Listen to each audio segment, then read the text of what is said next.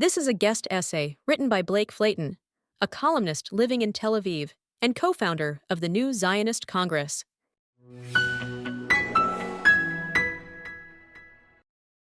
I had not heard of Emil Joachim until a few days ago, which is a shame because he is very handsome. Like many others, I was unaware of the dashing Lebanese-American comedian until his segment in a new episode last week of the popular American TV show, Saturday Night Live. In his bit, Joachim said that if Israel stopped bombing Gaza, Palestinians there, quote, would get to gay. This reflects a belief, more widespread than many realize, that if societies which ruthlessly oppress gay people were simply left free from Western interference and its odious manifestations, they would eventually have the opportunity, like others have had, to liberalize naturally and get things right. As per usual, after even the smallest nod to the Israeli-Palestinian conflict, social media users were aflame in fury. One popular pro-Israel account wrote, quote, Emil Joachim, the latest woke Saturday Night Live cast member, claims the reason genocidal radical Islamist terrorists in Gaza kill LGBTQ people is because of Israel. Apparently, Jews are now responsible for Sharia law. Another said about the bit, quote, there can be no tolerance for the gross whitewashing of jihadist brutality by American progressives. Naturally, there were also those who came to Joachim's defense, including Matt Bernstein, an insufferable Jewish content creator who knows as much about Jewish history and culture as did Leon Trotsky. Bernstein wrote to the tune of 400,000 likes, quote, even if every single Palestinian was homophobic, I would still be against bombing and starving them to death. Palestine does not need to be a progressive utopia for genocide to be wrong. End quote. It should come as no surprise that I agree with those criticizing Joachim. Homosexuality in the Palestinian territories is nearly universally condemned at 95%, and same-sex activity is strictly prohibited. There are documented cases of Hamas imprisoning, torturing, and murdering gay men. Hamas coerces those accused of same-sex indecency to betray other community members, forces them into marriages with women, and threatens them with brutal death. Numerous LGBT Palestinians, fearing for their safety, have sought and found refuge in Israel. With this in mind, it is indeed absurd for young Western LGBT individuals to wear keffiyehs and mispronounce Arabic words during their anti-Israel tirades. To a casual observer, this behavior seems like cognitive dissonance, self-hatred, or simply laughable ignorance. The notion that non-Western, usually Islamic societies, are regressive and hateful toward minorities solely due to the aggression of more liberal nations is inaccurate and dehumanizing nonsense. Those who constantly and loudly condemn the devaluation of Arab and Muslim life, yet strip the very people they claim to advocate for of their agency, are engaging in a form of racism. To suggest that these societies are incapable of making their own choices or enacting laws that protect minorities in their communities is, ironically, the very racism these activists claim to oppose. But the obvious absurdity of the anti-Israel activist crowd is not the focus of this piece. Instead, I want to highlight the pro-Israel activists' response to accusations as ridiculous as Joachim's and other critiques from the left. You already know the slogans, as they have become so common. Gays for Gaza? Why don't you go to Gaza? They'll throw you off a building. And queers for Palestine? More like chickens for KFC. The latter being a notable quip from Israeli Prime Minister Netanyahu during his address to the U.S. Congress this summer, met with thunderous applause. This line of attack against Israel's detractors is useless. Not only is it useless, but it is also quite problematic and small-minded, and makes our work much more difficult as defenders of the Jewish state.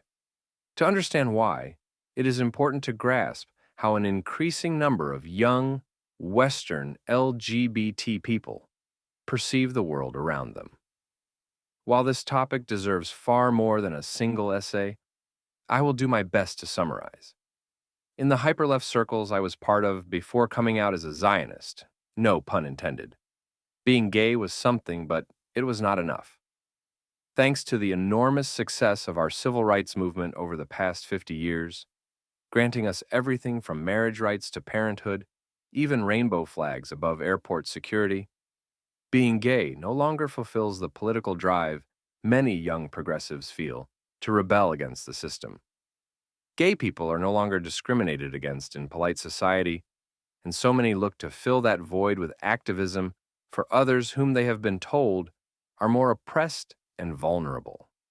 This is not only encouraged, but as a subsection of Gen Z continues its leftward march, it has become the price of entry into many spaces of the LGBT community. For these community members, it is now their responsibility to advocate for those deemed to be under the boot of oppression, especially if you are seen as being at the top of the ladder, meaning not transgender and not a person of color. This explains the mainstream adherence to the narrative that the Stonewall riots, which launched the LGBT rights movement in the United States, were led by trans women of color, which they were not. It also accounts for the now ubiquitous display of the rainbow flag, which was meant originally to represent all those living a non-heteronormative lifestyle, now featuring brown and black stripes, the colors of the transgender flag, and sometimes the intersex circle. The movement has shifted away from being proud of who you are and advocating for acceptance, housing, and healthcare for LGBT people. Instead, it has become a fetishization of marginalization, of every group positioned against a vague, omnipotent structure of oppression, usually tethered close to the equally vague superstructure of so-called white supremacy. This is why the young, progressive LGBT community opposes Israel. They are not ignorant of the attitudes toward being gay in Gaza or the West Bank, nor are they unaware of Israel's more liberal standards regarding gender and sexuality. They are not self-hating or chickens for KFC. For them, hating Israel aligns with their identity and values as queer individuals, while they seek to fight against the forces that postcolonial and neo-Marxist theories deem intrinsically evil. Forces that, tragically, include Jews living and exercising sovereignty in their ancestral homeland. This perspective also explains why the pro-Israel retort of Hamas would throw you off a building is ineffective and exacerbates our predicament. Hamas would throw you off a building does not address any of the monstrous accusations being leveled against Israel. Critics claim that Israel is committing genocide, which it is not. If Hamas surrendered and released the hostages, and if the international community and human rights industrial complex were effective in enforcing international law, the violence in Gaza would cease. They also allege that Israel is committing ethnic cleansing, which is not the case. There has not been a mass exodus of Palestinians from the Gaza Strip at the hands of Israel. Furthermore, the accusation of apartheid is unfounded. If Palestinians in the West Bank ceased their racist resistance to coexisting with the Jewish state, most of Israeli society would support a peace deal to cede land and sovereignty to a competent authority while continuing to grant Arabs within Israel civil and political rights. Hamas would throw you off a building addresses none of these critical points. Instead, Hamas would throw you off a building overwhelmingly reflects an inability to address these accusations and the realities on the ground in Israel and Gaza. It is a diversion, a non sequitur, and an obliviousness to the complicated, pervasive ideology infecting LGBT young people, decades in the making. And yes, it comes across as homophobic. Why? Because it reveals a grievance against LGBT people by feeding into the left's rules of identity politics.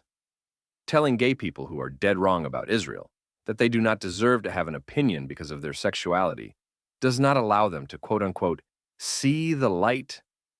It causes them to double down, to refortify their beliefs that Zionists are not arguing in good faith.